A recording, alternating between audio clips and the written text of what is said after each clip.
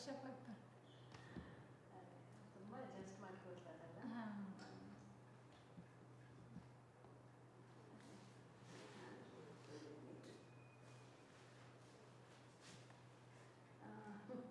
ಇದು ನೀವು ಸ್ವಲ್ಪ ಈಚೆ ಕಡೆ ತಿರ್ತೀರಾ ನನ್ನ ಕಡೆ.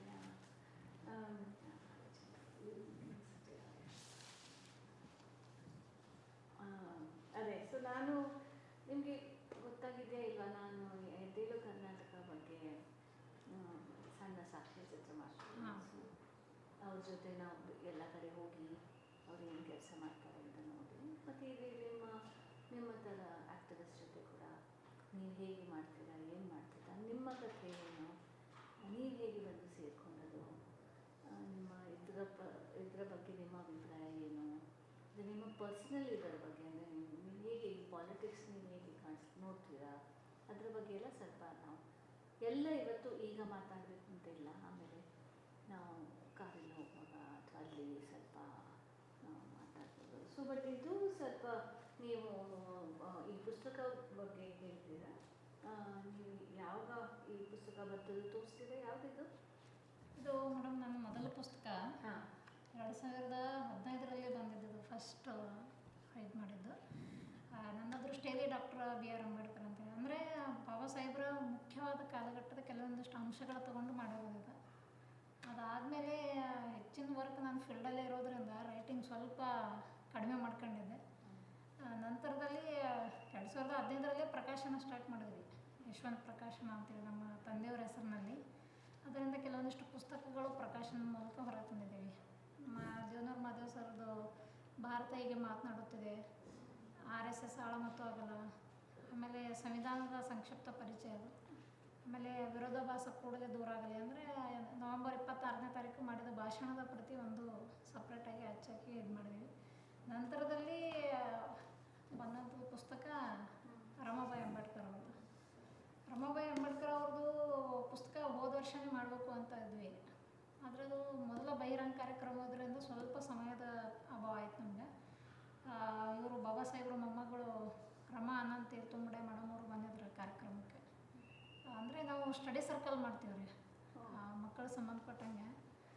ಅಂದರೆ ಜಾಸ್ತಿ ಜನ ಏನು ಮಾಡ್ತಾರೆ, ಮೂಮೆಂಟಲ್ಲಿ ಸಕ್ರಿಯವಾಗಿ ತೊಡ್ಕೊಳ್ತಾರೆ, ಹೋರಾಟಗಳನ್ನು ಮಾಡ್ತಾರೆ.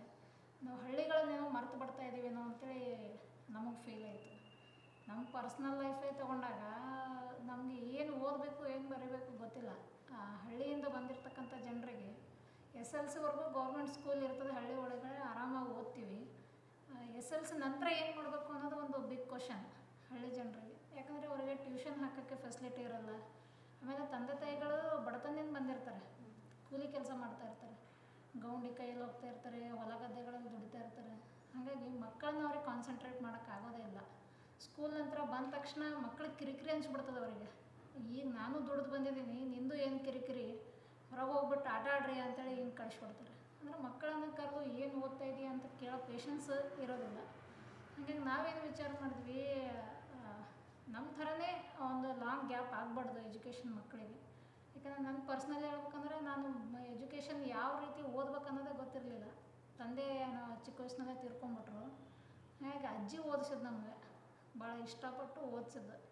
ನಾವು ರಿಸಲ್ಟ್ ನೋಡ್ಕೊಂಡು ಬರೋದು ಲೇಟ್ ಆದರೂ ನಮ್ಮ ಅಜ್ಜಿ ಬೈತಾಯಿದ್ರು, ಎಷ್ಟು ಲೇಟ್ ಆಗ್ತದೆ, ಜಲ್ದಿ ನೋಡ್ಕೊಂಡು ಬಾ, ಎಷ್ಟು % ತೊಗೊಂಡಿದ್ದು ಗೊತ್ತಾಗ್ಬೇಕು ನನಗೆ ಅಂತೇಳಿ. ಹಾಗೆ ಅವರು ಬಂಗಾರ ಮಾರಿ ಹುಲ್ಲು ಮಾರಿ ನನಗೆ ಅಡ್ಮಿಷನ್ ಮಾಡಿಸಿದ್ರು.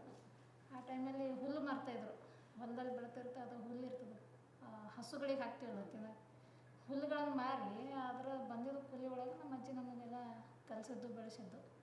ಹಾಗಾಗಿ ಅವರು ಪರಿಶ್ರಮ ನಾವು ವ್ಯರ್ಥ ಮಾಡಬಾರ್ದು ಅನ್ನೋ ಒಂದು ಇದಕ್ಕೋಸ್ಕರನೇ ಹೆಚ್ಚಾಗಿ ನಾವು ಭಾಳ ಪ್ರೀತಿಸಿದ್ವಿ ಪುಸ್ತಕ ಓದು. PUC ನಮ್ಮದು ರ್ಯಾಂಕ್ ರಿಸಲ್ಟು ಕಾಲೇಜಿಗೆ ಅತಿ ಹೆಚ್ಚು ಖುಷಿಪಟ್ಟವರು ನಮ್ಮ ಅಜ್ಜಿ. ಆಮೇಲೆ ನೆಕ್ಸ್ಟ್ ಏನು ಓದಬೇಕು ಗೊತ್ತಿಲ್ಲ ನಮಗೆ, ಡೈರೆಕ್ಟ್ ಡಿಗ್ರಿ ಅಡ್ಮಿಷನ್ ಮಾಡಿದ್ವಿ. ಡಿಗ್ರಿ ಅಂದರೆ ಏನಂತ ಗೊತ್ತಿರಲಾರ್ದ ಟೈಮಲ್ಲಿ ಯಾರೋ ಒಬ್ಬರು ಸಜೆಷನ್ ಕೊಟ್ಟರು ಅಂತ ನಮ್ಮ ಅಜ್ಜಿ ಕರ್ಕೊಂಡೋಗಿ ಆ ಕಾಲೇಜಿಗೆ ಅಡ್ಮಿಷನ್ ಮಾಡಿದ್ರು, ನಾನು ಓದಿದೆ. ಆಮೇಲೆ ಏನು ಪ್ರೊಫೆಷ್ನಲ್ ಕೋರ್ಸ್ ಏನು ಮಾಡಬೇಕು, ಜೀವನಕ್ಕೆ ಆಧಾರ ಏನು, ಯಾವ ರೀತಿ ಅನ್ನೋದು ನಮಗೆ ಸ್ವಲ್ಪ ಭಾಳ ಡಿಫಿಕಲ್ಟಾಗಿ ಕಾಣ್ತು. ಆ ಸಂದರ್ಭದಾಗ ನಾವು ಬೇರೆ ಬೇರೆಯವರ ಸಜೆಷನು ಡಿಸ್ಕಷನ್ ಎಲ್ಲ ಮಾಡಿದಾಗ ಪ್ರೊಫೆಷ್ನಲ್ ಕೋರ್ಸ್ಗಳ ಬಗ್ಗೆ ನಾವು ಯಾಕೆ ಒಲವು ತೋರ್ಬಾರ್ದು ಅಂತಂದಾಗ ನೆಕ್ಸ್ಟ್ ನಾನು MBA ಮಾಡಿಬಿಟ್ಟೆ. MBA ಮಾಡಿ 1-2 ವರ್ಷ ಬೆಂಗಳೂರಲ್ಲಿ ಜಾಬ್ ಮಾಡಿದೆ. ಅಲ್ಲಿಂದ ನಂತರದಲ್ಲಿ ಮತ್ತೆ ಸೋಷಲ್ ವರ್ಕ್ ಇಂಟ್ರೆಸ್ಟೆಡ್ ಅಂತೇಳಿ MSW ಮಾಡೋದು. MSW ಮಾಡಿ ಒಂದು ಆರ್ಗನೈಜೇಷನ್ ಸ್ಟಾರ್ಟ್ ಮಾಡಿ ಒಂದಿಷ್ಟು ಸೋಷಲ್ ಕಾನ್ಸೆಪ್ಟಲ್ಲಿ ವರ್ಕ್ಗಳು ಯಾಕೆ ಮಾಡಬಾರ್ದು ಅಂತೇಳಿ ನಾವು ಸೋಷಲ್ ಫೀಲ್ಡ್ಗೆ ಆವಾಗಲೇ ಬಂದ್ವಿ 2014ರಲ್ಲಿ. ಯಾವ ಆರ್ಗನೈಸೇಷನ್?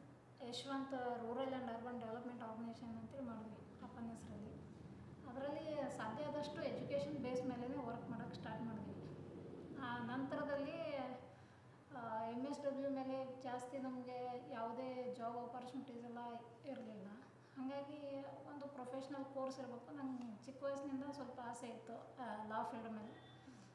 ಹಾಗಾಗಿ ನಾನು LLB ಫೈನಲ್ ಆಗಿ ಅಡ್ಮಿಷನ್ ಮಾಡಿ ನನ್ನ ಪ್ರೊಫೆಷನ್ ಸ್ಟಾರ್ಟ್ ಮಾಡೋಕ್ಕೆ ನನಗೆ ಅರ್ಧ ಏಜ್ ಕಳೆದೋಯ್ತು. ಹಾಗಾಗಿ ಮುಂದಿರ್ತಕ್ಕಂಥ ಮಕ್ಕಳು, ಹಳ್ಳಿಯಲ್ಲಿ ಬೆಳೆದಿರ್ತಕ್ಕಂಥ ಮಕ್ಕಳಿಗೆ ತಮ್ಮ ಪ್ರೊಫೆಷನ್ ಕೋರ್ಸ್ ಆಯ್ಕೆ ಮಾಡ್ಕೊಂಡು ಸೆಟ್ಲ್ ಆಗೋಕ್ಕೆ ಟೈಮ್ ವೇಸ್ಟ್ ಆಗಬಾರ್ದು ಅಂತೇಳಿ ನಾವು ಈ ಸ್ಟಡಿ ಸರ್ಕಲ್ಗಳ ಕಾನ್ಸೆಪ್ಟ್ ತಂದ್ವಿ. ಅಂದರೆ ನಾನು ಅಡ್ವೊಕೇಟು, ನನ್ನ 1 ಗಂಟೆ ಸಮಯ ನಮ್ಮ ಊರಿನ ಮಕ್ಕಳಿಗೆ ನಾನು ಕೊಡಬೇಕು. ಅವ್ರಿಗೆ ಟೀಚಿಂಗ್ ಮಾಡಬೇಕು. ಸಿಲೆಬಸ್ ಹೊರತುಪಡಿಸಿನೂ ಏನಾದರೂ ಅವ್ರಿಗೆ ಹಿಸ್ಟ್ರಿ, ರಿಯಲ್ ಹಿಸ್ಟ್ರಿ ಏನಂತೇಳಿ ಅವ್ರಿಗೆ ಅರ್ಥ ಮಾಡಿಸ್ಬೇಕು. ಯಾಕಂದರೆ ಶಾಲೆಗಳಲ್ಲಿ ನಿಜವಾಗ್ಲೂ ನಮ್ಮ ಪರಂಪರೆ, ನಮ್ಮ ಹಿಸ್ಟ್ರಿನ ಓದಿಸೋದಿಲ್ಲ. ಹಾಗಾಗಿ ಯಾರು ಬರೆದಿರೋ ಪಠ್ಯಗಳನ್ನೆಲ್ಲ ಅಲ್ಲಿ ಮಕ್ಕಳು ಕಡ್ಡಾಯವಾಗಿ ಓದಲೇಬೇಕು. ಸಮಾಜ ಸುಧಾರಕ ಅಲ್ಲದೇ ಇರೋರನ್ನು ಸಮಾಜ ಸುಧಾರಕ ಅಂತ ಓದಲೇಬೇಕು. ನಿಜವಾದ ಸಮಾಜ ಸುಧಾರಕರು ಯಾರು ಅನ್ನೋದು ಈ ಸ್ಟಡಿ ಸರ್ಕಲ್ ಮೂಲಕ ಮಕ್ಕಳಿಗೆ ನಾವು ತಿಳಿಸ್ತಕ್ಕಂಥ ಪ್ರಯತ್ನ ಮಾಡಿದ್ವಿ. ಒಂದು ಕ್ಯಾಲೆಂಡ್ರ್ ಕೂಡ ಹೊರಗೆ ತಂದ್ವಿ. ಅಂದರೆ ಇವೆಂಟ್ಗಳು 1 ವರ್ಷದಲ್ಲಿ ನಮಗೋಸ್ಕರ ಹೋರಾಟ ಮಾಡಿದಂಥ, ಶಿಕ್ಷಣಕ್ಕೋಸ್ಕರ ಇದು ಮಾಡಿದಂಥ ಎಲ್ಲ ವಿಷಯಗಳನ್ನ ಇಟ್ಕೊಂಡು ಕ್ಯಾಲೆಂಡರ್ ತಂದ್ವಿ. ಅದನ್ನು ಪ್ರತಿ ಸ್ಟಡಿ ಸರ್ಕಲ್ಲು ಸೆಲೆಬ್ರೇಟ್ ಮಾಡ್ತಾರೆ. ಎಕ್ಸಾಂಪಲ್, ಹಿಂದೂ ಕೋಡ್ ಬಿಲ್ ಅದು ಮಂಡನೆ ಮಾಡಲಿಕ್ಕೆ ಇದು ಮಾಡಿದ ದಿನಾಂಕ, ಆಮೇಲೆ ಈ ಚೌಡರೆಕೆರೆಯ ಪ್ರವೇಶ ಮಾಡಿದ ದಿನಾಂಕ, ಮಹಾಡ್ ಸತ್ಯಾಗ್ರಹದ ದಿನಾಂಕ, ಆಮೇಲೆ ಫಾತಿಮಾ ಶೇಖ್ ಅವರ ಜನ್ಮದಿನ, ಸಾವಿತ್ರಿಬಾಯಿ ಫುಲೆ ಅವರ ಜನ್ಮದಿನ, ಶಾಹು ಮಹಾರಾಜರ ಸಂಬಂಧಪಟ್ಟಂಗೆ, ಕೃಷ್ಣರಾಜ ಒಡೆಯರ ಸಂಬಂಧಪಟ್ಟಂಗೆ, ಈ ರೀತಿ ಪ್ರತಿಯೊಂದನ್ನು ನಾವು ಕ್ಯಾಲೆಂಡರ್ ಇವೆಂಟಲ್ಲಿ ಮಾಡ್ತಾ ಹೋದ್ವಿ. ಮಕ್ಕಳು ಅದನ್ನು ಸೆಲೆಬ್ರೇಟ್ ಮಾಡ್ತಾ ಸರ್ಚ್ ಮಾಡಿ ಅದನ್ನು ಸ್ಟಡಿ ಮಾಡೋಕ್ಕೆ ಪ್ರಯತ್ನ ಪಟ್ಟರು. ಜೊತೆಗೆ ಪಠ್ಯೇತರ ವಿಷಯಗಳು, ಅಂದರೆ ಕವಿತೆಗಳನ್ನು ಬರೆಯೋದು ಕಲಿತರು ಮಕ್ಕಳು. ಈ ರೀತಿ ಪಠ್ಯೇತರ ಒಂದು ಮಕ್ಕಳಲ್ಲಿ ಓದುವ ಪ್ರೀತಿ ಹುಟ್ಟಿಸೋಕ್ಕೆ ಇದೊಂದು ಸ್ಟಡಿ ಸರ್ಕಲ್ ಇದೆ. ಆಮೇಲೆ ಇನ್ನೊಂದು ಸ್ಟಡಿ ಸರ್ಕಲ್ ಎಲ್ಲಿ ಆಗ್ತದೆ? ನಾವು ಒಟ್ಟು 22 ಸ್ಟಡಿ ಸರ್ಕಲ್ಗಳು ಮಾಡಿದ್ದೀವಿ ನಾವು. ನಮ್ಮದೇನು ಅಂತಂದರೆ ಸಮುದಾಯ ಭವನಗಳೆಲ್ಲ ಶಿಕ್ಷಣ ಕೇಂದ್ರಗಳಾಗಲಿ ಅಂತೇಳಿ. ಸೊ ಎಲ್ಲರೂ ಸಮುದಾಯ ಭವನಗಳು ಸ್ಟಾರ್ಟ್ ಮಾಡ್ತಾರೆ ಗ್ರಾಮಗಳಲ್ಲಿ. ಅಲ್ಲಿ ಬೇರೆ ಬೇರೆ ಆ್ಯಕ್ಟಿವಿಟೀಸ್ನ ಪ್ರಾರಂಭ ಮಾಡ್ತಾರೆ. ಅದು ಸುಮ್ಮನೆ ಕೆಲವೊಂದು ಸಮುದಾಯ ಭವನಗಳು ಹಾಳು ಬಿದ್ದು ಹೋಗ್ತವೆ. ಅಂಥ ಕೇಂದ್ರಗಳು ಶಿಕ್ಷಣ ಕೇಂದ್ರಗಳಾಗಬೇಕು ಅನ್ನೋದು ಒಂದು ಕಾನ್ಸೆಪ್ಟಲ್ಲಿ. ಅಂದರೆ ಒಂದು ಅಲ್ಲಿ ಸಮುದಾಯ ಭವನ ಕಟ್ಬಿಟ್ಟು ಬೇರೆ ಬೇರೆ ರೀತಿಯ ಮೀಟಿಂಗ್ಗಳು ಸುಮ್ಮನೆ ಕುಂತ್ಕೊಂಡು ಹರಟೆ ಹೊಡೆಯೋ ಬದಲಿ ಅಲ್ಲಿ ನೀಟಾಗಿ ಒಂದು ಬೋರ್ಡ್ ಹಾಕಿಬಿಡ್ತೀವಿ ನಾವು ಹೋಗಿ. ಈ ರೀತಿ ಅದು ಬ್ಯಾನರ್ ಸೈಜ್ ಇದೆಯಲ್ಲ 3x6 ಥರ ಒಂದು ಬೋರ್ಡ ಮಕ್ಕಳಿಗೆ ಡೊನೇಟ್ ಮಾಡಿಬಿಡ್ತೀವಿ. ಯಾರಾದರೂ ಗೌರ್ಮೆಂಟ್ ಎಂಪ್ಲಾಯೀಸು ಈ ರೀತಿ ಇಂಟ್ರೆಸ್ಟೆಡ್ ಇದ್ದವರು ಆ ರೀತಿ ಬೋರ್ಡ್ಗಳನ್ನೆಲ್ಲ ಕೊಡಿಸ್ತಾರೆ. ಆ ಬೋರ್ಡ್ಗಳನ್ನು ತೊಗೊಂಡೋಗಿ ಸಮುದಾಯ ಭವನಗಳಲ್ಲಿ ಹಾಕ್ತೀವಿ. ಅವರಿಗೆ ಕ್ಯಾಲೆಂಡರ್ಗಳನ್ನು ಕೊಡ್ತೀವಿ. ಅವ್ರಿಗೆ ಬೇಕಾದಂಥ ಪುಸ್ತಕಗಳನ್ನೆಲ್ಲ ನಾವು ಅವರಿಗೆ ಕೊಡ್ತೀವಿ ಓದಲಿಕ್ಕೆ. ಆಮೇಲೆ SLCವರೆಗೂ ಅವ್ರಿಗೆ ಏನೇನು ಬೇಕು ಅವರ ಸಿಲೆಬಸ್ ಪ್ರಕಾರ ಮತ್ತು ನಾವು ಪಾಠ ಮಾಡಿಸ್ತೀವಿ. ನಂತರದಲ್ಲಿ SLC ಆದಮೇಲೆ ಮುಂದೆ ಏನು ಕೋರ್ಸ್ ಮಾಡಬೇಕು ಅಂತೇಳಿ ಒಂದು ವರ್ಕ್ಶಾಪ್ ಮಾಡ್ತೀವಿ. ಎಕ್ಸಾಮ್ ಮುಗಿದ್ಮೇಲೆ, ರಿಸಲ್ಟ್ ಬಂದಮೇಲೆ PUC ನೀವು ಏನು ಕೋರ್ಸ್ ಮಾಡಬೇಕು.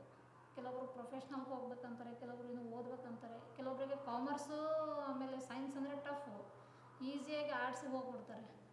ಕಾಮರ್ಸಿಗೆ ಯಾಕೆ ಹೋಗಬಾರ್ದು ನೀವು, ಸೈನ್ಸಿಗೆ ಯಾಕೆ ಹೋಗಬಾರ್ದು ನೀವು ಯಾಕೆ ನೀಟ್ ಎಕ್ಸಾಮ್ ಬರೀಬಾರ್ದು ಅಂತೇಳಿ ಅವ್ರಿಗೆ ಮೋಟಿವೇಶನ್ ವರ್ಕ್ಶಾಪ್ಗಳನ್ನು ಮಾಡ್ತಾ ಈ ರೀತಿ ಸ್ಟಡಿ ಸರ್ಕಲ್ನ ಒಂದು ಆಶಯದೊಂದಿಗೆ ಬರ್ತಾಯಿದ್ದೀವಿ.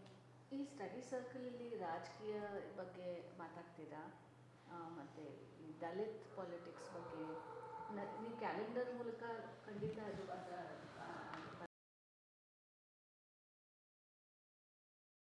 ನಾವು ಮಾತಾಡಲ್ಲ ಮಾಡೋದು. ನಮ್ಮದು ನಮ್ಮ ಸಾಂಸ್ಕೃತಿಕ ರಾಜಕಾರಣನೇ ಇದು. ಸಾಂಸ್ಕೃತಿಕವಾಗಿ ಮಕ್ಕಳನ್ನು ನಾವು ಗಟ್ಟಿಗೊಳಿಸ್ತಕ್ಕಂಥದ್ದು. ಅವರು ಯಾವಾಗ ವೈಚಾರಿಕವಾಗಿ ಗಟ್ಟಿಯಾಗ್ತಾರೆ, ಅವರು ವೈಚಾರಿಕವಾಗಿ ನಮ್ಮ ಪರಂಪರೆ ತಿಳ್ಕೊಳ್ಳೋಕೆ ಪ್ರಯತ್ನ ಪಡ್ತಾರೆ. ಅವರ ನೇರವಾಗಿ ಅವ್ರಿಗೆ ಗೊತ್ತಾಗ್ತದೆ ನಮ್ಗೆ ಒಳ್ಳೇದು ಯಾವುದು, ಕೆಟ್ಟದ್ದು ಯಾವುದು, ನಾವು ಯಾವ ಕಡೆ ಹೋಗಬೇಕು, ಯಾವ ಕಡೆ ಹೋಗಬಾರ್ದು ಅಂತೇಳಿ. ಯೂಶ್ವಲಿ ಏನಾಗ್ತದೆ ಮೇಡಮ್, ನಾವು ಈ ಸ್ಟಡಿ ಕಾನ್ಸೆಪ್ಟ್ ಮೂಲಕ ಹಳ್ಳಿಗಳಿಗೆ ರೀಚ್ ಆಗಲಿಲ್ಲ, ಶಾಲೆಗಳಿಗೆ ರೀಚ್ ಆಗಲಿಲ್ಲ ಅಂತಂದರೆ RSS ನೇರವಾಗಿ ಮಕ್ಕಳ ಜೊತೆ ಈ ರೀತಿ ಕ್ಲಾಸಸ್ಗಳನ್ನು ಮಾಡ್ತಾರೆ. ನಮ್ಮದೇ ಆದಂಥದ್ದು ಏನಾದರೂ ಹಳ್ಳಿಗಳಿಗೆ RSSನವ್ರು ಹೋಗಿ 500 ರೂಪಾಯಿ ಕೊಟ್ಟು ನಮ್ಮದೇ ಹುಡುಗರ ಕಡೆಯಿಂದ ಕ್ಲಾಸಸ್ ಮಾಡಿಸ್ತಾರೆ. ಆ ರೀತಿ ತಡೆಗಟ್ಟಬೇಕಾದವು ಅಂತಂದರೆ ಅವ್ರು ಭಾಳ ನೀಟಾಗಿ ವರ್ಕ್ ಮಾಡ್ತಾರೆ ಫೀಲ್ಡಲ್ಲಿ. ಅಂಥದನ್ನೆಲ್ಲ ತಡೆಗಟ್ಟಬೇಕಂದ್ರೆ ನಮ್ಮ ಮಕ್ಕಳನ್ನ ನಾವು ಟಚ್ ಮಾಡಬೇಕಲ್ಲ. ಟಚ್ ಮಾಡಲಿಲ್ಲ ಅಂತಂದರೆ ಅವರು ನೇರವಾಗಿ RSS ಹೋಗ್ಬಿಡ್ತಾರೆ. ಈಗ ನಾವೇ ಓದಿರ್ತಕ್ಕಂಥ ಕಾಲೇಜ್ಗಳು RSS ಓರಿಯೆಂಟೆಡ್ ಕಾಲೇಜ್ಗಳೇ ಇದ್ದಿದ್ದು. ABVP ಭಾಳ ಆ್ಯಕ್ಟಿವ್ ಇರ್ತಕ್ಕಂಥ ಸಂದರ್ಭದಲ್ಲಿದ್ದು ನಾವು ಕೂಡ ಒಂದು ಟೈಮ್ನಲ್ಲಿ ಈ RSSನವ್ರು ಹೇಳಿದೆಲ್ಲ ಸತ್ಯ ಅಂದ್ಬಿಡ್ತಿದ್ವಿ. ಸಾವರ್ಕರು ಹಿಂದೂ ಮಹಾಸಾಗರ ದಾಟಿ ಬಂದ ಅಂದ್ರೆ ಹ್ಞೂ ಅಂದ್ಬಿಡ್ತಿದ್ವಿ ನಾವು. ಅದನ್ನೇ ಕೇಳ್ಕೊಂಡು ಬೆಳೆದಿದ್ವಿ. ನಮ್ಗೆ ಯಾವಾಗ ನಾನು ಬೇಗ ಎಚ್ಚೆತ್ಕೊಂಡು ಆ ಕಾಲೇಜ್ಗಳಲ್ಲಿ ಅವ್ರು ಹೇಳಿರೋ ವಿಷಯಗಳನ್ನು ಕೂಡ ಹೊರಗೆ ಬರೋಕ್ಕೆ ಸಾಧ್ಯ ಆಗಿದ್ದು ಬಾಬಾ ಸಾಹೇಬ್ರ ಬರಹಗಳಿಂದ. ಯಾಕಂದರೆ ನಮ್ಗೆ ಅಲ್ಟರ್ನೇಟಿವ್ ಇದೆ. ನಿಮಗೆ ಫಸ್ಟ್ ಟೈಮ್ ಮೊದಲಿನ ಸಲ ಯಾವಾಗ ನೆನಪಿದೆ, ಯಾವಾಗ ಬಾಬಾ ಸಾಹೇಬ್ ಅಂಬೇಡ್ಕರ್ ಅವರ ಬಗ್ಗೆ ಗೊತ್ತಾಯ್ತು, ಅವ್ರ ಬಗ್ಗೆ ಯಾರು ಮುಂಚೆ ನಿಮಗೆ ಅವರ ಬಗ್ಗೆ ಹೇಳಿದ ಅವರ ಜೀವನ ಬಗ್ಗೆ? ಯಾಕಂದರೆ ನಮ್ಮ ಪಾಠದಲ್ಲಿ ಎಲ್ಲ ಸರಿಯಾಗಿ ಹೇಳೋದಿಲ್ಲ ಅಲ್ವಾ? ಒಂಥರ ಬರುತ್ತೆ ಕಾನ್ಸ್ಟಿಟ್ಯೂಷನ್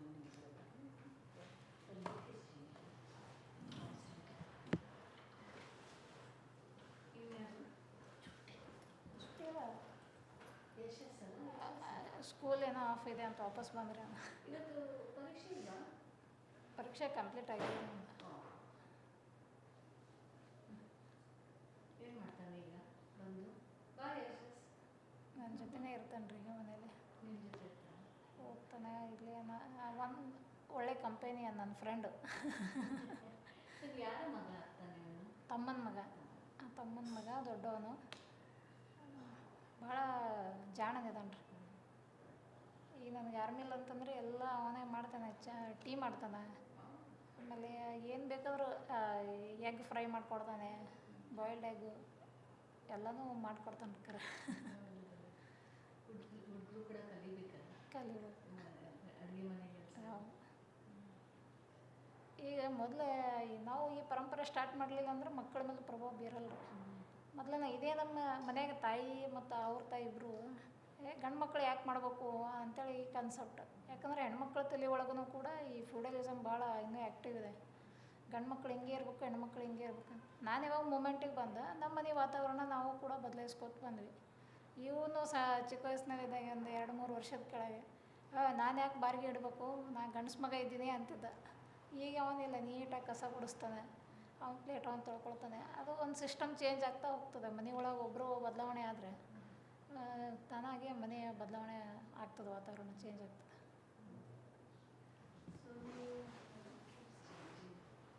ನೀವು ಮೊದಲೇ ಬಾಬಾ ಸಾಹೇಬ್ ಬಗ್ಗೆ ಯಾವಾಗ ನಿಮಗೆ ನೆನಪಿದೆಯಾ? ಬಾಬಾ ಸಾಹೇಬ್ರ ಬಗ್ಗೆ ಬೇಕಾದಷ್ಟು ಕಾರ್ಯಕ್ರಮಗಳು ಮಾಡ್ತಾ ಇರ್ತಾರೆ, ಅಟೆಂಡ್ ಆಗ್ತಾ ಇರ್ತೀವಿ. ಆದರೆ ನನ್ನನ್ನು ನಾನು ಓದೋಕ್ಕೆ ಪ್ರಾರಂಭ ಮಾಡಿದ್ದು 2013-14ರಿಂದ. ಅಂದರೆ ಹುಡ್ಕೊಂಡು ಹೋಗಿ ಓದೋಕ್ಕೆ ಪ್ರಾರಂಭ ಮಾಡಿದ್ದು. ಅಲ್ಲಿವರೆಗೂ ನಾವು ಪಠ್ಯ ಪುಸ್ತಕ ನಮ್ಮ ಸಿಲೆಬಸ್ ಮಾತ್ರ ನಾವು ಓದ್ತಾ ಇದ್ವಿ. ನಂತರದಲ್ಲಿ ನನಗೆ ಒಂದಿಷ್ಟು ಓದೋ ಆಸಕ್ತಿ ಬಂದಿತ್ತು. ಆಮೇಲೆ ನಾವು ಓದ್ತಾನೆ ಈ ಪುಸ್ತಕ ಯಾಕೆ ನಾನು ಮಾಡಬಾರ್ದು ಅಂತೇಳಿ 2015ರಲ್ಲಿ ಇದನ್ನು ಫಸ್ಟ್ ಮಾಡಿದ್ದು. ಆಮೇಲೆ ಬೇರೆ ಬೇರೆ ರೀತಿಯ ಪುಸ್ತಕಗಳನ್ನು ಓದ್ತಾ ಬರೀತಾ ಈ ಒಂದು ಆಸಕ್ತಿ ಮೂಲಕ ಇವರನ್ನು ಭಾಳ ಆಳವಾಗಿ ಅಧ್ಯಯನ ಮಾಡೋಕ್ಕೆ ಸಾಧ್ಯ ಆಯಿತು. ಅಂದರೆ RSSನವರು ಯಾವ ರೀತಿ ಇವ್ರ ಬಗ್ಗೆ ಹುಸಿಗಳನ್ನು ಹೇಳ್ತಾಯಿದ್ರು, ನಿಜವಾಗ್ಲೂ ಸತ್ಯ ಏನು ಅನ್ನೋದು ನಾವು ಪುಸ್ತಕ ಓದ್ಮೇಲೆ ನಮಗೆ ಅರ್ಥ ಆಗ್ತದೆ. ಈಗ ಬಾಬಾ ಸಾಹೇಬ್ರ ಬಗ್ಗೆ ಭಾಳಷ್ಟು ಬೇರೆ ಬೇರೆ ಅಭಿಪ್ರಾಯಗಳು ಕೂಡ ಹೇಳ್ತಾಯಿದ್ರು ಸ್ಕೂಲ್ ಕಾಲೇಜುಗಳಲ್ಲೆಲ್ಲ. ಅಂದರೆ ನಾವು ಸಂವಿಧಾನ ಬರೆದಿದ್ದು BN ರಾವ್ ಅವರು. ಬಾಬಾ ಸಾಹೇಬ್ರಲ್ಲ ಅಂತಕ್ಕಂಥ ಅಂಶ ದಲಿತರ ಮೈಂಡ್ಸೆಟ್ನಲ್ಲೂ ಹಾಕ್ತಕ್ಕಂಥ ಕೆಲಸ RSS ಟೈಮ್ನಲ್ಲಿ ನಡೀತಾ ಇತ್ತು. ಅದರಿಂದ ನಾವು ಹೊರಗೆ ಬಂದು ನಿಜವಾಗ್ಲೂ ಅರ್ಥ ಮಾಡ್ಕೋಬೇಕಂದ್ರೆ ನಾವು ನಿಜವಾಗ್ಲೂ ಓದ್ದಾಗೆ ಅರ್ಥ ಆಗ್ತದೆ ಅಂಥೇಳಿ ಬಾಬಾ ಸಾಹೇಬರ ಬರ ಮತ್ತು ಭಾಷಣಗಳ ಸಂಪುಟಗಳನ್ನೆಲ್ಲ ನಾವು ಖರೀದಿ ಮಾಡಿ ಓದೋಕ್ಕೆ ಪ್ರಾರಂಭ ಮಾಡಿದ್ವಿ. ಆಮೇಲೆ ಅತ್ಯಂತ ಆಸಕ್ತಿಯಿಂದ ಓದಿದ್ದು ಅಂದರೆ ಹಿಂದೂ ಕೋಡ್ ಬಿಲ್ ಅಂಥದ್ದು 14ನೇ ಸಂಪುಟ. ಅದು ಪುಸ್ತಕನೂ ಮಾಡಿದ್ದೀನಿ ಮೇಡಮ್. ಮೋಸ್ಟ್ಲಿ ಈ ಮಂತಲ್ಲಿ ನಾನು ಬಿಡುಗಡೆ ಮಾಡ್ತೀನಿ ಅದೊಂದು ಪುಸ್ತಕ, ಹಿಂದೂ ಕೋಡ್ ಬಿಲ್ ಅಂತೇಳಿ. ಬಾಬಾ ಸಾಹೇಬರು ಫೈಟ್ ಮಾಡಿದ್ದು. ನಾವು ಅತಿ ಹೆಚ್ಚು ಈ ಮಹಿಳೆಯರಿಗೆ ಸಂಬಂಧಪಟ್ಟಂಗೆ ಈ ಹಿಂದೂ ಕೋಡ್ ಬಿಲ್ ಬಗ್ಗೆ ಚರ್ಚೆ ಮಾಡಬೇಕಾಗಿದೆ. ಯಾಕಂದರೆ ನಮಗೆಲ್ಲ ಸೌಲಭ್ಯಗಳು ಸಿಗಬೇಕು ಅಂಥೇಳಿ ಫೈಟ್ ಮಾಡಿದ ಒಬ್ಬ ದೊಡ್ಡ ಮಹಿಳಾ ಚಿಂತಕ. ಹಾಗಾಗಿ ಇದನ್ನು ನಾವು ಪ್ರಸ್ತಾಪ ಮಾಡ್ತಾ ಹೋಗ್ಬೇಕಂತ ಅನ್ನಿಸ್ತದೆ.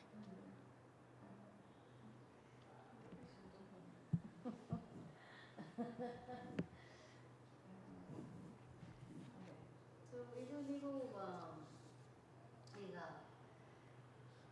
ಇಲ್ಲಿ ನಮ್ಮ ಗುಲ್ಬರ್ಗದಲ್ಲಿ ಕಲಬುರಗಿಯಲ್ಲಿ ಖರ್ಗೆ ಅವ್ರದ್ದು ತುಂಬ ಅಂದರೆ ಅವ್ರು ಇಲ್ಲಿಂದ ಇದ್ದಾರಲ್ಲ, ಅವರ ಬಗ್ಗೆ ಏನಿದೆ, ಹೇಗೆ ಇಲ್ಲಿ ವಾತಾವರಣ ಇದೆ ಇಲ್ಲಿ, ಯಾಕೆ ನಾವು ರಸ್ತೆಯಲ್ಲಿ ಯಾರ ಹತ್ರ ಮಾತಾಡಿದ್ರೆ ಯೂಶ್ವಲಿ ಖರ್ಗೆ ಅವರ ರಾಜಕೀಯ ಇದು ನೋಡಿದಾಗ ಒಂದು ಒಳ್ಳೆಯ ಇದನ್ನ ಮಾಡ್ಕೊಂಡು ಬಂದಿದ್ದಾರೆ ಮೇಡಮ್ ಅವರು. ಈಗ ಮೋದಿ ಹವಾ ಇಲ್ಲಿ ಕಲಬುರ್ಗಿ ಒಳಗೆ ಅಷ್ಟೊಂದು ಇಲ್ಲ. ಇಲ್ವಾ? ಹಾಂ, ಅಷ್ಟೊಂದು ಇಲ್ಲ ಮೇಡಮ್. ಅವ್ರೇನು ಮಾಡ್ತಿದ್ದಾರೆ, ಡೆವಲಪ್ಮೆಂಟ್ ಬಗ್ಗೆ ಮಾತನಾಡಲಾರ್ದೆ ಸುಮ್ಮನೆ ಊಹಾಪೋಹ ಏನೇನೋ ಬಿತ್ತಬೇಕು ಅಂತ ಮಾಡ್ತಾಯಿದ್ದಾರೆ. ಇಲ್ಲಿ ಕಲಬುರ್ಗಿ ಭಾಗದಲ್ಲಿ ನಮ್ಗೆ ಅತ್ಯಂತ ಹೆಚ್ಚು ಜನಸಂಖ್ಯೆ ಸಿಗೋದು ಅಂತಂದರೆ ದಲಿತ, ಮುಸ್ಲಿಮು, ಲಿಂಗಾಯತ ಕಮ್ಯುನಿಟಿ ಓಟ್ಗಳನ್ನ ನಮಗೆ ಜಾಸ್ತಿ ಸಿಗ್ತವೆ. ಅದರಲ್ಲಿ ಖರ್ಗೆ ಅವರು ಕಂಟೆಸ್ಟ್ ಮಾಡಿದಾಗ ಅತಿ ಹೆಚ್ಚು ನಮ್ಗೆ ದಲಿತ ಓಟ್ಗಳು ಡೈವರ್ಟ್ ಆಗಲ್ಲ. ಏನೋ ಅಲ್ಪ ಪ್ರಮಾಣದಲ್ಲಿ ಬಿ ಜೆ ಪಿಯಲ್ಲಿರ್ತಕ್ಕಂಥ ದಲಿತರು ಏನೋ ಒಂದು ಸ್ವಲ್ಪ ಟ್ರೈ ಮಾಡ್ಬೋದು ಅಷ್ಟೇ. ಆಮೇಲೆ ಇಲ್ಲಿ ಲಿಂಗಾಯತ ಮತಗಳು ಕೂಡ ಖರ್ಗೆ ಅವ್ರಿಗೆ ಬರ್ತವೆ. ಯಾಕಂದರೆ ಅವರು ಒಂದು ಎಲ್ಲರನ್ನ ಒಳಗೊಂಡು ವರ್ಕ್ ಮಾಡಿದ್ದಾರೆ. ಸಾಕಷ್ಟು ಜನ MP MLAಗಳು ಇವರು ಇಲ್ಲಿ ಸಂಬಂಧಪಟ್ಟಂಗೆ, ನಮ್ಮ ಕ್ಷೇತ್ರಕ್ಕೆ ಸಂಬಂಧಪಟ್ಟಂಗೆ ಸಾಕಷ್ಟು ಜನರನ್ನು ಬೆಳೆಸಿದಾರೆ ಅವರು. ಶರಣ್ ಪ್ರಕಾಶ್ ಪಾಟೀಲ್ ಆಗಿರ್ಬೋದು, ಅಲ್ಲಂ ಪ್ರಭು ಪಾಟೀಲ್ ಆಗಿರ್ಬೋದು, ಆಮೇಲೆ ಇವರು MY ಪಾಟೀಲ್ ಅಫ್ಜಲ್ಪುರ್. ಸೊ ಈ ಎಲ್ಲ ಕ್ಷೇತ್ರಗಳಲ್ಲಿ ನಾವು ಕಂಟೆಸ್ಟ್ ಮಾಡಿದ MLAಗಳು ನೋಡಿದಾಗ ಅವರು ಖರ್ಗೆ ಅವರ ಗರಡಿಯಲ್ಲೇ ಬೆಳೆದವರು. ಹಾಗಾಗಿ ಅವರು ಪ್ರಯತ್ನ ಪಟ್ಟರೆ ಇದೇನು ಭಾಳ ಕಷ್ಟದ ಕೆಲಸ ಆಗಲ್ಲ. ಇಲ್ಲಿ ಒಂದಷ್ಟು ಜನ ಮಾತಾಡ್ತಾರೆ, ಇತ್ತೀಚೆಗೆ ಒಂದು ಸ್ವಲ್ಪ ಸ್ಟಾರ್ಟ್ ಆಗಿದೆ ಇಲ್ಲಿ ಗುಲ್ಬರ್ಗದಲ್ಲಿ. ಕಳೆದ ವರ್ಷ ಇರಲಿಲ್ಲ, ಈ ವರ್ಷ ಒಂದು ಸ್ವಲ್ಪ ಈ ಪ್ರಾಣ ಪ್ರತಿಷ್ಠಾನ ಆದಮೇಲೆ ಕೆಲವೊಂದಿಷ್ಟು ಜನ ರಾಮ ಅನ್ನೋಕ್ಕೆ ಸ್ಟಾರ್ಟ್ ಮಾಡಿದ್ದಾರೆ. ಆದರೆ ಅದರ ಇಂಪ್ಯಾಕ್ಟು ಆಗಲ್ಲ ಅಷ್ಟೊಂದು ಕಲಬುರ್ಗಿ ಭಾಗದಲ್ಲಿ ಅಂತ ಅನ್ನಿಸ್ತದೆ ನಮಗೆ. ಲಾಸ್ಟ್ ಟೈಮ್ ಏನಾಗಿತ್ತು, ಸ್ವಲ್ಪ ಖರ್ಗೆ ಅವರು ಕೇರ್ಲೆಸ್ ಮಾಡಿದ್ರು ಎಲೆಕ್ಷನ್. ನಾವು ಕಾನ್ಫಿಡೆನ್ಸ್ ಆಗಿ ಬಂದೇ ಬರ್ತೀವಿ ಅನ್ನೋಕ್ಕೋಸ್ಕರ ಒಂದು ಸ್ವಲ್ಪ ಕೇರ್ಲೆಸ್ ಮಾಡೋದಕ್ಕೆ ಸೋತರು ಅನ್ನೋ ಒಂದು ಅಭಿಪ್ರಾಯ ಇದೆ ಫೀಲ್ಡಲ್ಲಿ. ಅವರೊಂದು ಸ್ವಲ್ಪ ಕಾನ್ಸಂಟ್ರೇಟ್ ಮಾಡಿ ಹೆಚ್ಚು ಫೀಲ್ಡ್ ವರ್ಕ್ ಮಾಡಿದರೆ ಸೋಲ್ತಿರಲಿಲ್ಲ ಅಂತ ಒಂದು ಅನಿಸಿಕೆ.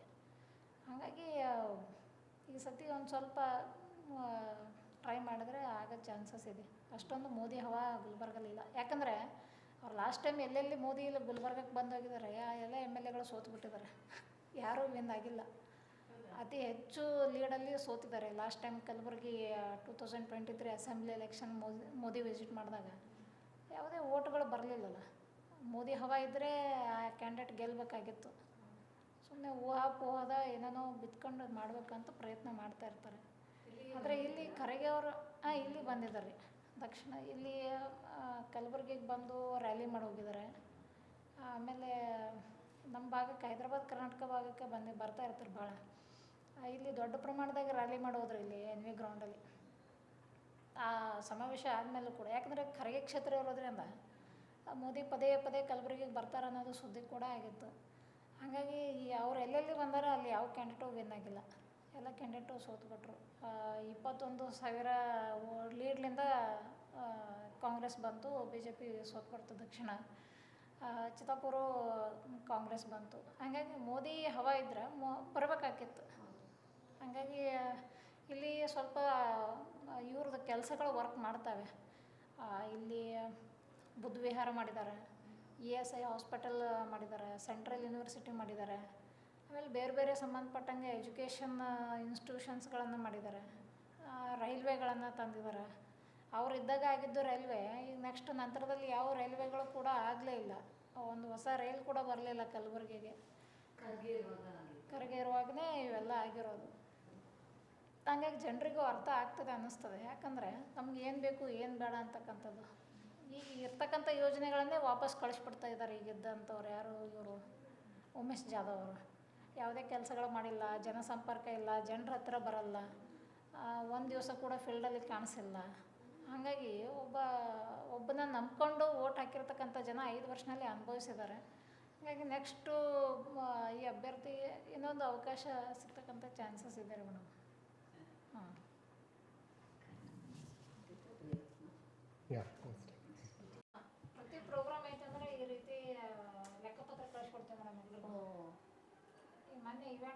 ಆ ಇವೆಂಟ್ ಈ ರಮಾಬಾಯಿ ಅಂಬೇಡ್ಕರ್ ಅವ್ರ ಜನ್ಮದಿನ ಪ್ರತಿ ವರ್ಷ ಬಹಿರಂಗವಾಗಿ ಮಾಡ್ತೀವಿ. ಮಾಡಿದ್ಮೇಲೆ ಈ ರೀತಿ ಅವರಿಗೆ ಲೆಕ್ಕಪತ್ರ ಕಳಿಸ್ಬಿಡ್ತೀವಿ. ನಿಮ್ಮೆಲ್ಲರ ಸಹಾಯ ಸಹಕಾರದಿಂದ ಈ ಕಾರ್ಯಕ್ರಮ ಆಗಿದೆ, ಧನ್ಯವಾದಗಳು ಅಂತೇಳಿ. ಸಮುದಾಯ ಒಳಗೊಂಡು ಕಾರ್ಯಕ್ರಮ ಆಗ್ಬೇಕನ್ನೋದು ನಮ್ಮ ಮೂಲ ಧ್ಯೇಯ. ಈಗ ನಮ್ಗೆ ಮೊನ್ನೆ ಈ ಪುಸ್ತಕ ರಮಾಬಾಯಿ ಅಂಬೇಡ್ಕರ್ ಅವ್ರ ಪುಸ್ತಕ ಪ್ರಿಂಟ್ ಹಾಕ್ಲಿಕ್ಕೆ ಸಹಾಯ ಮಾಡಿದವರು ಸುರೇಶ್ ಶರ್ಮಾ ಸರ್. ಯಾರು? ಇಲ್ಲಿ ಇಂಜಿನಿಯರ್ ಇದ್ದಾರೆ ಸರ್, ದೊಡ್ಡ ದಾನಿಗಳು. ಯಾರೇ ಈ ರೀತಿ ಕೆಲಸಗಳು ಮಾಡಿದಾಗ ಸಂಪೂರ್ಣ ಬೆಂಬಲ ಕೊಡ್ತಾರೆ. ಹಾಗಾಗಿ ಕಳೆದ ವರ್ಷ ಕಾರ್ಯಕ್ರಮಕ್ಕೆ ಬಂದಾಗ ಅವರು ನಮ್ಮ ಕಾರ್ಯಕ್ರಮ ಮಾಡಿದ ರೀತಿ ನೋಡಿ ನೆಕ್ಸ್ಟ್ ನಿಮ್ಮ ಕಾರ್ಯಕ್ರಮಕ್ಕೆ ಏನೇ ಸಹಾಯ ಇದ್ದರೂ ನನ್ನ ಕಡೆ ಬರ್ರಿ ಅಂತ ಹೇಳಿದರು. ಹಾಗಾಗಿ ನಾವು ಸರ್ ಇದೊಂದು ಪುಸ್ತಕ ನಮಗೆ ಹಣಕಾಸಿನ ಅಡಚಣೆ ಇದೆ, ಸಹಾಯ ಮಾಡಿರಿ ಅಂತಂದಾಗ ಸರ್ ಒಂದೇ ಮಾತಿಗೆ ಒಪ್ಕೊಂಡು ಸಹಾಯ ಮಾಡಿದರು.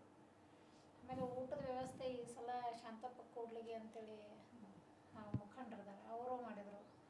ಆಮೇಲೆ ಪುಟ್ಮಣಿ ದೇವಿದಾಸ್ ಅಂತೇಳಿ ಗೌರ್ಮೆಂಟ್ ಇಲ್ಲೇ ಗೊತ್ತೇ ಕಾಲೇಜ್ ಲೆಕ್ಚರರ್ ಅದಾರೆ, ಅವ್ರು ನಮಗೆ ಅದನ್ನು ಅಭಿನಂದನಾಗ ಫೋಟೋ ಮಾಡೋಕ್ಕೆ ಸಹಾಯ ಮಾಡಿದರು. ರಂಗಮಂದಿರ ಕರಪತ್ರ ಪುಸ್ತಕದ ಮುಖಪುಟ ಎಲ್ಲ ಪ್ರಬುದ್ಧ ಹುಬ್ಬಳ್ಳಿ ಅಂತೇಳಿ ಪ್ರಿಂಟ್ರ್ ಇದ್ದಾರೆ, ಅವ್ರು ಮಾಡಿಕೊಟ್ಟಿದ್ರು.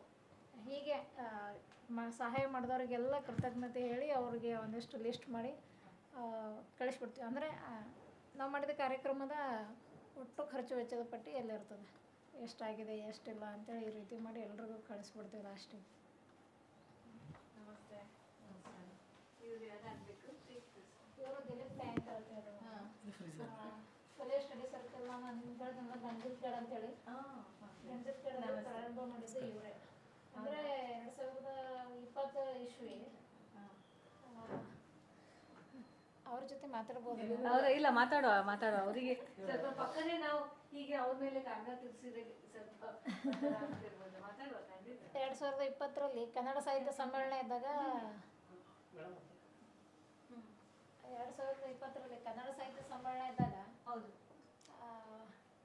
ಹುಡುಗಿಯರೆಲ್ಲ ಬಂದು ಇವ್ರಿಗೆ ಮಾತಾಡಿದ್ರು, ಅಣ್ಣ ನಮ್ಮ ಸಿಲೆಬಸ್ ಕಂಪ್ಲೀಟ್ ಆಗಿಲ್ಲ, ಟೀಚರ್ ಪಾಠ ಮಾಡಲ್ಲ, ಹಾಗಾಗಿ ನಾವು ಎಕ್ಸಾಮಲ್ಲಿ ಏನು ಬರೀಬೇಕು ಅಂತೇಳಿ ಹೇಳಿದಾಗ ಇವ್ರು ಇಮಿಡಿಯೇಟ್ ಎಲ್ಲರ ಜೊತೆ ಡಿಸ್ಕಷನ್ ಮಾಡಿ ಈ ರೀತಿ ಗಂಜಲ್ಕಡ ಸಮಸ್ಯೆ ಇದೆ, ನಾವು ಸ್ಕೂಲಿಗೆ ವಿಸಿಟ್ ಮಾಡ್ಬೇಕು ಇಮಿಡಿಯೇಟ್ ಅಂತ ಹೇಳಿದಾಗ ಎಲ್ಲರೂ ಸೇರಿ ಗೌರ್ಮೆಂಟ್ ಸ್ಕೂಲಿಗೆ ಹೋದ್ವಿ. ಅಲ್ಲಿ ನಮಗೇನು ಗೊತ್ತಾಯ್ತು ಅಂದರೆ ಆ ಟೀಚರ್ ಸ್ಕೂಲಿಗೆ ಬರ್ತಾ ಇರಲಿಲ್ಲ, 3 ದಿವಸ ಬಂದರೆ 3 ದಿವಸ ಬಿಡ್ತಾ ಇದ್ರಂತೆ. ಆಮೇಲೆ ಬಂದರೂ ಕೂಡ ನಾನು ಓಲೆ ಹೆಂಗಿದೆ ಅಂದರೆ ಪರ್ಸ್ನಲಿ ಹೆಲ್ತ್ ಇಶ್ಯೂ ಅದು ಇದು ಪರ್ಸ್ನಲಿನೇ ಡಿಸ್ಕಷನ್ ಮಾಡಿ ಹೋಗ್ತಿದ್ರು, ಸಿಲೆಬಸ್ ಮುಗಿಸ್ತಾ ಇರಲಿಲ್ಲ. ಇನ್ನೂ ಎಕ್ಸಾಮ್ ಮಾರ್ಚಲ್ಲಿದೆ, ಫೆಬ್ರವರಿಯಲ್ಲಿ ನೋಡಿದ್ರೆ ಅವರು 4 ಯೂನಿಟ್ ಮುಗಿಸಿದ್ದಾರೆ, ಅಂದರೆ ಇನ್ನೂ 10 ಯೂನಿಟ್ ಹಂಗೆ ಪೆಂಡಿಂಗ್ ಇಟ್ಟಿದ್ದಾರೆ. ಅದನ್ನು ನಾವು ಪ್ರಶ್ನೆ ಮಾಡಿದಾಗ ಸ್ಕೂಲಲ್ಲಿ ಏನು ನಮ್ಗೆ ಅಷ್ಟು ಕೋಆಪ್ರೇಷನ್ ಸಿಗಲಿಲ್ಲ. ನೇರವಾಗಿ ಇದು ಕಮಿಷನರ್ ಹತ್ರ ಬಂದು ಈ ರೀತಿ ಶಾಲೆಗಳಲ್ಲಿ ಸಮಸ್ಯೆ ಇದೆ ಅಂತಂದಾಗ ಅವರು ಕೂಡ ಅದನ್ನು ಸ್ಪಂದಿಸಿದ್ರು. ಅನಿಲ್ ಅತುಲ್ ಅಂತ ಹೇಳಿದ್ರು ಕಮಿಷನರ್, ಇಮಿಡಿಯೇಟ್ ಸ್ಪಂದಿಸಿದ್ರು. ಅದಕ್ಕಿಂತ ಮುಂಚೆನೇ ನಾವು ಕೆಲವೊಂದಿಷ್ಟು ಹೋರಾಟಗಳೆಲ್ಲ ಮಾಡಿದ್ವಿ. ಟೀಚರ್ ಈ ರೀತಿ ಪ್ರತಿಶತ ಗೌರ್ಮೆಂಟ್ ಸ್ಕೂಲ್ಗಳಲ್ಲಿ ಗಣಿತ ಪಾಠ ಮಾಡ್ತಾನೆ ಇಲ್ಲ, ಸಿಲೆಬಸ್ ಕಂಪ್ಲೀಟ್ ಆಗ್ತಾ ಇಲ್ಲ, ಆಮೇಲೆ ಸ್ಕೂಲ್ಗಳಲ್ಲಿ ಟೀಚರ್ ಇಲ್ಲ ಅಂತೇಳಿ ನಾವು ಅದನ್ನು ಗಮನಕ್ಕೆ ತಂದಿದ್ವಿ. ಇಮಿಡಿಯೇಟಾಗಿ ಎಕ್ಸ್ಟ್ರಾ ಕ್ಲಾಸಸ್ ಎಲ್ಲ ಅರೇಂಜ್ ಮಾಡಿದ್ರು, ಜೊತೆಗೆ ನಾವು ಕೂಡ ಸ್ಪೆಷಲ್ ಕ್ಲಾಸಸ್ ಅರೇಂಜ್ ಮಾಡಿದ್ವಿ. ಅದರದ್ದೆಲ್ಲ ಕ್ರೆಡಿಟು ದಿಲೀಪ್ ಅವ್ರಿಗೆ ಹೋಗ್ತದೆ. ಅಲ್ಲಿನ ಮಕ್ಕಳು ಭಾಳ ಆ್ಯಕ್ಟಿವ್ ಇದ್ದಾರೆ, ಸಾಕಷ್ಟು ಓನಾಗಿ ಇಂಡಿಪೆಂಡೆಂಟಾಗಿ ಅವ್ರದ್ದೇ ಆದಂಥ ಒಂದು ಹವ್ಯಾಸನೇ ಬೆಳೆಸ್ಕೊಂಡಿದ್ದಾರೆ.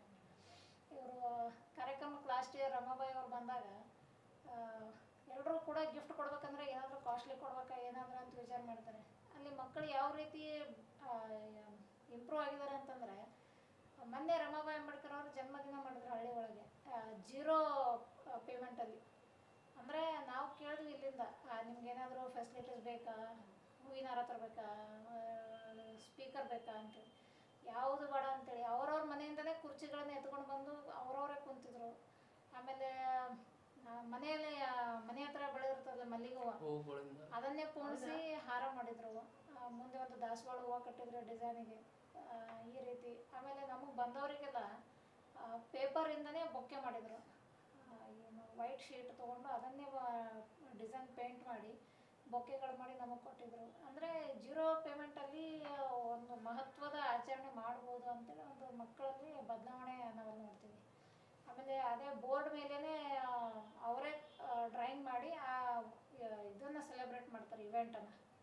ಎಕ್ಸಾಂಪಲ್ ಈಗ ಶಿವ ಮಹಾರಾಜರ ಜನ್ಮದಿನ ಇದೆ, ಅವ್ರ ಚಿತ್ರನ ಅವರೇ ಬಿಡಿಸ್ತಾರೆ, ಡ್ರಾಯಿಂಗಲ್ಲಿ ಬಿಡಿಸಿ ಅವರು ಸೆಲೆಬ್ರೇಟ್ ಮಾಡ್ತಾರೆ. ನೀವು ಅವ್ರ ಜೊತೆ ಎದ್ದೇಳು ಕರ್ನಾಟಕದಲ್ಲಿ ಸೇರಿದ್ದೀರಾ? ನೀವೇನ್ ಮಾಡ್ತೀರಾ ಆ ಗುಂಪದಲ್ಲಿ ಎದ್ದೇಳು ಕರ್ನಾಟಕ ಬಗ್ಗೆ? ಈ ಗ್ರೂಪಲ್ಲಿ ಈಗ ನಾವು ಒಟ್ಟಿಗೆ ಒಂದೊಂದು ಈಗ ಹೋಗಾಗ ಒಂದ್ಸಾರಿ ಈಗ ಅವ್ರಿಗೆ ಹೋಗೋಕ್ಕಾಗಲಿಲ್ಲ, ಬೇರೆ ಟೈಮ್ ನಾವು ಹೋಗೋಕ್ಕಾಗಿಲ್ಲ, ಒಟ್ಟಿಗೆ ಎಲ್ಲರೂ ಕೂತು ಕೆಲಸ ಮಾಡ್ತೀವಿ ರೀ. ಈಗ ಕೆಲವೊಂದು ಐ ಡಿ ಕಾರ್ಡ್ ಇರ್ಬೋದು, ಅವ್ರಿಗೆ ನಾವು ನಮ್ದು ಈಗ ಆಲ್ರೆಡಿ ನಾವು ಸಂಘಟನೆಯಿಂದ ಇದು ಸೋಷಿಯಲ್ ವರ್ಕ್ ಮಾಡ್ತಾ ಇರೋದ್ರಿಂದ ನಮ್ಗೆ ಯಾವ ಜನಗಳಿಗೆ ಯಾವ ರೀತಿ ಮುಟ್ತದ ಆ ಥರ ನಾವು ಅಲ್ಲಿ ಕನ್ವಿನ್ಸ್ ಮಾಡ್ತೀವಿ. ಅಲ್ಲಿನ ಸಮಸ್ಯೆಗಳು ನೋಡ್ಕೊಂಡು ಯಾವ ಥರ ಮಾತಾಡಬೇಕು ಅವರಿಗೆ. ಈಗ ಒಂದೊಂದು ಕಡೆಗೆ ಒಂದೊಂದು ಸಮಸ್ಯೆಗಳು ಇರ್ತಾರೆ, ನಾವು ಅವ್ರಿಗೆ BJP ಯಾಕೆ ಹಾಕ್ಬೇಡ ಅಂದ್ರೆ ಅಲ್ಲಿ ಎಕ್ಸ್ಪ್ಲೈನ್ ಮಾಡ್ಬೇಕಾಗ್ತದೆ. ಡೈರೆಕ್ಟ್ ಹೋಗಿ ನಾವು BJP ಹಾಕ್ಬೇಡ ಅಂದ್ರೆ ಇವ್ರು ಕಾಂಗ್ರೆಸ್ದವ್ರು ಅಲ್ಲ ಅಂತ ಹೇಳಿ ಈ ಥರ ಘಟನೆಗಳಾಗ್ಯಾವ. ಒಂದು ಇಲ್ಲಿ ಸೌಳ್ಗಿ ಅಂತ ಊರಾಗ ಒಂದು ದಿವಸ ಬಿಫೋರ್ BJPದವ್ರು ಅಲ್ಲೇನೋ ಹೋಗಿರಂತ ಕಾಂಗ್ರೆಸ್ ಕಾರ್ಯಕರ್ತರು ಅಲ್ಲಿ ಗಲಾಟೆ ಮಾಡಿದ್ರು. ನಮಗೇನು ಗೊತ್ತಿಲ್ಲ, ನಾವು ಇದು ಎದ್ದೇಳುವ ಮುಖಾಂತರ ಅಲ್ಲಿ ಹೋಗಿದ್ವಿ. ಈಗ ಅಲ್ಲಿ ಸಿಚುವೇಶನ್ ನೋಡ್ಕೊಂಡು ಯಾವ ಥರ ಮಾತಾಡಿದ್ವಿ ನಾವೇನೋದು ಸಂವಿಧಾನ ಯಾವ್ದು ಪಾರ್ಟಿ ಉಳಿಸ್ತದ ಆ ಪಾರ್ಟಿಗೆ ನಾವು ಸಪೋರ್ಟ್ ಮಾಡಬೇಕು, ಸಂವಿಧಾನ ವಿರೋಧಿ ಯಾವ್ದು ಅದಕ್ಕೆ ಮತ ಹಾಕ್ಬಾರ್ದು. ಜನಗಳಿಗೆ ಅಲ್ಲಿ ಇದು ಮಾಡಿದೆವು ನಾವು ಯಾವ ಪಾರ್ಟಿಯಿಂದ ಬಂದಿಲ್ಲ ಏನಿಲ್ಲ, ಈ ಪಾರ್ಟಿಗೆ ಹಾಕ್ರ ಅಂತ ಹೇಳಲ್ಲ, ಬಟ್ ಸಂವಿಧಾನ ವಿರೋಧಿ ಪಾರ್ಟಿಗೆ ಸೋಲಿಸ್ಬೇಕು. ಈಗ ಯಾವ್ದಾದ್ರು BJP ಇದೆ ಅದಕ್ಕೆ ಬಿಟ್ಟು ಹಾಕ್ರಿ, ನೀವು ಅದಕ್ಕೆ ನೀವು ಇಷ್ಟ ಆಗಿಲ್ಲ ಈಗ ಬಿಟ್ಟು ಹಾಕಿದಂದ್ರೆ ಭೀ ಅದು ಬೇರೆ ಪಾರ್ಟಿಗೆ ಹಾಕಿದ್ರೆ ಇದು ಆಗ್ತದೆ. ಅದ್ರ ವಿರುದ್ಧ ಯಾವ್ದು ಸ್ಟ್ಯಾಂಡ್ ಅದ, ಅದ್ರ ವಿರುದ್ಧ ಗೆಲ್ಲಪ್ಲೇ ಯಾವ್ದ ಆ ಒಂದು ಪಾರ್ಟಿಗೆ ಹಾಕಿದ್ರೆ ಇದು ಆಗ್ತದೆ. ಅಲ್ಲಿ ಜನಗಳಿಗೆ ಇದು ಮಾಡಿದೇವ್ರಿ. ಈಗ ನಾವು ಆಲ್ರೆಡಿ ಒಂದೇನು ಅವ್ರ ಇದು ಇಲ್ಲದೆ ಇದು ಮಾಡಿದ್ರೆ ಇದು ಸಿಗ್ತದ ಅಂಥೇಳಿ ಏನೋ ಆಸೆ ಇಟ್ಕೊಳ್ದೆ ನಾವು ಹಳ್ಳಿಗಳು ವರ್ಕ್ ಮಾಡೋದ್ರಿಂದ ಜನಗಳು ಸ್ವಲ್ಪ ನಮಗೆ ಹೆಲ್ಪ್ ಮಾಡ್ತಾರೆ, ನಮ್ಮ ಮಾತು ಕೇಳ್ತಾರೆ. ಕಳೆದ ಅಸೆಂಬ್ಲಿ ಎಲೆಕ್ಷನ್ಸ್ ನಿಮ್ಮ ಇದರಿಂದ ಗೆದ್ದಿದ್ದಾರಾ? ಹಾಂ, ಅಲ್ಲಂತೂ ರಾತ್ರಿ 10 ಗಂಟೆವರೆಗೂ. ನಾವು ಒಟ್ಟು 9 ಕ್ಷೇತ್ರಗಳು ಮೇಡಮ್. ಇಲ್ಲಿ 9 ಕ್ಷೇತ್ರಗಳಲ್ಲಿ ನಾವು ಕಾನ್ಸಂಟ್ರೇಟ್ ಮಾಡಿದ್ದೀವಿ, ಎಲ್ಲ ಕ್ಷೇತ್ರಗಳಿಗೂ ಓಡಾಡಿದ್ದೀವಿ. ಹೆಚ್ಚು ಕಾನ್ಸಂಟ್ರೇಟ್ ಮಾಡಿದ್ದು ದಕ್ಷಿಣ ಮತಕ್ಷೇತ್ರ, ಉತ್ತರ ಮತಕ್ಷೇತ್ರ, ಆಮೇಲೆ ಚಿತ್ತಾಪುರ, ಇದು ಜೋರ್ಗಿ, ಆಮೇಲೆ ಇಲ್ಲಿ ಗ್ರಾಮೀಣ ಕೂಡ ಮಾಡಿದ್ವಿ. ಕ್ಯಾಂಡಿಡೇಟ್ ಸ್ವಲ್ಪ ಓವರ್ ಕಾನ್ಫಿಡೆನ್ಸಲ್ಲಿ ಇದ್ದರು, ಹಂಗಾಗಿ ನಮಗೆ ಅಷ್ಟೊಂದು ಕೋಆರ್ಡಿನೇಷನ್ ಮಾಡಲಿಲ್ಲ ಅವರು. ನಮ್ಮ ಕಡೆಗೆ ನಾವು ಸಾಧ್ಯ ಆದಷ್ಟು ವರ್ಕ್ ಮಾಡಿದ್ವಿ. ಎಲ್ಲಿ ವೋಟ್ ಡಿವಿಷನ್ ಆಗ್ತಾಯಿದೆ ಅನ್ನೋದು ಕೂಡ ಅವ್ರ ಗಮನಕ್ಕೆ ತಂದಿದ್ವಿ ನಾವು. ಅವರು ಅಷ್ಟೊಂದು ಕಾನ್ಸಂಟ್ರೇಟ್ ಮಾಡಲಿಲ್ಲ, ಹಾಗಾಗಿ ಸುಮಾರು ಚೆಂದ ವರ್ಕ್ ಆಗಿದೆ ಮೇಡಮ್. 2023ರಲ್ಲಿ ಭಾಳ ಒಳ್ಳೆಯ ಟೀಮಾಗಿ ವರ್ಕ್ ಮಾಡಿದ್ದೀವಿ. ಇದು ಗ್ರಾಮೀಣ ಮತಕ್ಷೇತ್ರನೇ ಬರೋದು. ಭಾಳಷ್ಟು ಗ್ರಾಮೀಣ ಮತಕ್ಷೇತ್ರಗಳಿಗೆಲ್ಲ ಓಡಾಡಿದ್ದಾರೆ. ದಕ್ಷಿಣ ಈಗ ಸದ್ಯ ಇರೋದು ದಕ್ಷಿಣ, ಎರಡೂ ಕೂಡ ಬರ್ತದೆ. ಉತ್ತರ ಮತಕ್ಷೇತ್ರದಲ್ಲಿ ಭಾಳ ದೊಡ್ಡ ಚಾಲೆಂಜಿಂಗ್ ಟಾಸ್ಕ್ ಇತ್ತು ನಮ್ಗೆ. ಯಾಕಂದರೆ ಅತಿ ಹೆಚ್ಚು ಮುಸ್ಲಿಮಾನ್ ಓಟ್ಗಳು ಇರ್ತಕ್ಕಂಥ ಜಾಗದಲ್ಲಿ BJPನೂ ಕೂಡ ಅಷ್ಟೇ ಕಾಂಪಿಟೇಟಿವ್ ಆಗಿ ಓಟ್ ತೊಗೊಳ್ತಾನೆ. ನಮ್ಗೆ ಇನ್ನೂ ಕೂಡ ವೋಟಿಂಗ್ ಲ್ಯಾಕ್ ಆಗ್ತಿದ್ದೀವಿ ಅಂದರೆ ಅದು ನಮಗೆ ಒಂದು ದೊಡ್ಡ ಆತಂಕದ ವಿಷಯ ಆಗಿತ್ತು. ಆಮೇಲೆ ಕನೀಶ್ ಫಾತಿಮಾ ಮೇಡಮ್ ಅವ್ರ ಮೇಲೆ ಏನು ಆರೋಪ ಅಂತಂದರೆ ಫೀಲ್ಡಿಗೆ ಬಂದಿಲ್ಲ ಅವರು. ಕ್ಯಾಂಪೇನ್ ಇದ್ದರೂ ಕೂಡ ಅವರು ನಮಗೆ ವೋಟ್ ಕೇಳಕ್ಕೆ ಬಂದಿಲ್ಲ, ನಾವ್ಯಾಕೆ ಅವ್ರಿಗೆ ಹಾಕಬೇಕು ಅಂತಕ್ಕಂಥದ್ದು ಒಂದು ಅಭಿಪ್ರಾಯ ಬಂದಿತ್ತು. ಅಂದರೆ ದಲಿತ ವೋಟ್ಗಳು ಕೂಡ ಹೋಗ್ಲಾರ್ದಂಥ ಸಿಚುವೇಶನ್ ಇತ್ತು. ಆಮೇಲೆ ಮುಸ್ಲಿಮರಲ್ಲಿ ಬಂಡಾಯ ಎದ್ದಿದ್ರು JDSಲಿಂದ. ಬಂಡಾಯ ಎದ್ದಂಥ ಅಭ್ಯರ್ಥಿ ವೋಟ್ ಡಿವೈಡ್ ಆದರೆ ನೇರವಾಗಿ ಅದು BJPಗೆ ಲಾಭ ಆಗ್ತಿತ್ತು. ಹಾಗಾಗಿ ಬೆಂಗಳೂರಿಂದ ಬಂದ ತಂಡ, ಕಲಬುರಗಿಯಲ್ಲಿ ಇರ್ತಕ್ಕಂಥ ತಂಡ ಎಲ್ಲರೂ ಕೂಡ ಬಂಡಾಯದ ಅಭ್ಯರ್ಥಿಗಳನ್ನ ಹೋಗಿ ನಾವು ಶಾಂತ ಮಾಡ್ತಕ್ಕಂಥ ಕೆಲಸ ಮಾಡಬೇಕಾಗಿತ್ತು. ತಾರಾರಾವ್ ಮೇಡಮ್ ಬಂದಿದ್ದರು, ನಾಗರಾಜ್ ಸೆರೆಮನಿ ಸರ್ ಬಂದಿದ್ದರು. ಎಲ್ಲರೂ ಒಂದು ಟೀಮ್ ಆಗಿ ಹೋಗಿ ಬಂಡಾಯದ ಯಾರ್ಯಾರು ಅಸಮಾಧಾನಗೊಂಡಿದ್ದಾರೆ ಅವ್ರ ಜೊತೆ ಒಂದು ಮಾತುಕತೆ ಆಡಿ, ಆಮೇಲೆ ಯಾವ್ಯಾವ ಏರಿಯಾ ಕವರ್ ಮಾಡಿಲ್ಲ ಇವರು ಅಬ್ದುಲ್ ಖಾದರ್ ಸರ್ ಎಲ್ಲ ಒಂದು 18 ವಾರ್ಡ್ಗಳ ಲಿಸ್ಟ್ಗಳು ತಂದಿದ್ರು. ಆ ಏರಿಯಾಗಳಿಗೆ ಮೇಡಮ್ ಟಚ್ಚೇ ಮಾಡಿರಲಿಲ್ಲ. ಅದನ್ನೆಲ್ಲ ನಾವು ಮೇಡಮ್ ಹತ್ರ ಖುದ್ದಾಗಿ ಭೇಟಿಯಾಗಿ ನೀವು ಹಿಂಗೆಲ್ಲ ವರ್ಕ್ ಮಾಡಬೇಕಾಗ್ತದೆ ಅಂತ ಹೇಳಿದ್ವಿ. ಆಮೇಲೆ ಕೆಲವೊಂದಿಷ್ಟು ವಿಡಿಯೋಗಳು ಮಾಡಿ ನಮಗೆ ಕೊಟ್ಬಿಡ್ರಿ, ನಾವು ಸೋಷಿಯಲ್ ಮೀಡಿಯಾ ಮೂಲಕ ನಾವು ನಿಮಗೆ ವೋಟಿಂಗ್ ಯಾವ ರೀತಿ ಅಂತ ನಾವು ಸೋಷಿಯಲ್ ಮೀಡಿಯಾದಲ್ಲಿ ಅದನ್ನು ಪ್ರಚಾರ ಮಾಡ್ತೀವಿ ಅಂತೆಲ್ಲ ಹೇಳಿ ಲಾಸ್ಟ್ ಮೂಮೆಂಟಲ್ಲಿ ಯೋಗೇಂದ್ರ ಯಾದವ್ ಸರ್ ಅವರು ಬಂದು ಸಮಾವೇಶ ಮಾಡಿದ್ರು. ನದೀಮ್ ಅವರು ಡೆಲ್ಲಿಯಿಂದ ಅವ್ರು ಬಂದು ಭಾಳ ದೊಡ್ಡ ಇಂಪ್ಯಾಕ್ಟ್ ಆಯ್ತು ಇಲ್ಲಿ. ಒಂದೇ ದಿನದಲ್ಲಿ 6 ಸಭೆಗಳಾದವು. ಕ್ರಿಶ್ಚಿಯನ್ ಕಮ್ಯುನಿಟಿಯಲ್ಲಿ, ಮುಸ್ಲಿಂ ಕಮ್ಯುನಿಟಿಯಲ್ಲಿ, ಆಮೇಲೆ ದಲಿತ ಕಮ್ಯುನಿಟಿಯಲ್ಲಿ, ಎಲ್ಲ ಕಮ್ಯುನಿಟಿಯನ್ನು ಒಳಗೊಂಡು ಯಾವ ರೀತಿ ಕವರ್ ಮಾಡಬೇಕು ಅಂತೇಳಿ. ಆಮೇಲೆ ಬಿಸ್ನೆಸ್ ಮ್ಯಾನ್ಗಳಿಗೆ ಸಪ್ರೇಟ್ ಮೀಟಿಂಗ್ಗಳಾದವು. ಕ್ರಿಶ್ಚಿಯನ್ ಫೋರಮ್ಗಳಿಗೆ ಸಪ್ರೇಟ್ ಮೀಟಿಂಗ್ಗಳದು. ಹಾಗಾಗಿ ಲಾಸ್ಟ್ ಮೂಮೆಂಟಲ್ಲಿ ಮುಸ್ಲಿಮ್ ಎಲ್ಲರೂ ಕೂಡ ಏನು ಮನವರಿಕೆ ಮಾಡ್ಕೊಂಡ್ರಂದ್ರೆ ನಮ್ಮ ಮಹಿಳೆಯರು ಜಾಸ್ತಿ ಓಟ್ ಹಾಕ್ತಾ ಇಲ್ಲ, ಆಮೇಲೆ ಅವರು ಮನೆಯಿಂದ ಹೊರಗೆ ಬಂದು ಓಟ್ ಹಾಕೋದನ್ನು ಸ್ವಲ್ಪ ಕಡಿಮೆ ಇದೆ. ನಾವು ಅವರಿಗೆ ಕನ್ವಿನ್ಸ್ ಮಾಡ್ತೀವಿ ಫಸ್ಟು, ಆಮೇಲೆ ನಮ್ಮ ವೋಟರ್ಸ್ ಮಹಿಳೆಯರು ಎಷ್ಟಿದೆ ಅಂತೇಳಿ ಒಂದು 3 ದಿವಸಲ್ಲೇ ಭಾಳ ವಿಪರೀತವಾಗಿ ಕೆಲಸ ಮಾಡಿದ್ರು ಅವರು ಕೂಡ, ಜಮಾಯಿತ್ನವರೆಲ್ಲ. ಅದ್ರ ಪ್ರಯುಕ್ತ ಇಲ್ಲಿ ಮೇಡಮ್ ಅವರು ನಮ್ಗೆ ಒಂದು ಕಾನ್ಫಿಡೆನ್ಸ್ ಏನಂದರೆ, ಲಾಸ್ಟ್ ಮೂಮೆಂಟ್ ಕೌಂಟಿಂಗ್ ಇನ್ನೂ ಇದೆ, ಇನ್ನೂ 1-2 ವಾರ್ಡ್ಗಳು, ಇನ್ನೂ 2,000 ವೋಟ್ಗಳು ಕೌಂಟಿಂಗ್ ಆಗಬೇಕು. ಇಲ್ಲಿ BJP ಅಭ್ಯರ್ಥಿ ಸೆಲೆಬ್ರೇಷನ್ ಸ್ಟಾರ್ಟ್ ಮಾಡಿದಾನೆ. ಪಟಾಕಿ ಎಲ್ಲ ಹೊಡೆಯೋದು, ಪಟಾಕಿ ಹಾರಿಸೋದು, ದುಡ್ಡು ಹಾರಿಸೋದು, 500 ರೂಪೀಸ್ ನೋಟ್ ಹಾರಿಸೋದು ಎಲ್ಲನೂ ಮಾಡ್ತಾಯಿದ್ರು. ನಾವು ಶಾಕ್ ಆದ್ವಿ, ಇಷ್ಟೊಂದು ಮುಸ್ಲಿಮ್ ವೋಟರ್ಸ್ ಜಾಸ್ತಿ ಇರ್ತಕ್ಕಂಥ ಈ ಏರಿಯಾದಲ್ಲಿ ಹಿಂಗೆ BJP ಅಭ್ಯರ್ಥಿ ಸೆಲೆಬ್ರೇಟ್ ಮಾಡೋಕ್ಕೆ ಸಾಧ್ಯ ಅಂತೇಳಿ ಫುಲ್ ಶಾಕ್ ಆಗಿದೆ. ನಮ್ಗೆ ಅತಿ ಹೆಚ್ಚು ಕಾನ್ಸಂಟ್ರೇಟ್ ಮಾಡಿರೋದು ಅಂದರೆ ನಮ್ಗೆ ಇರ್ತಕ್ಕಂಥದ್ದೇ ಕರ್ನಾಟಕದಲ್ಲಿ ಇವರೊಬ್ಬರೇ ಮುಸ್ಲಿಂ ಮಹಿಳೆಯವರು.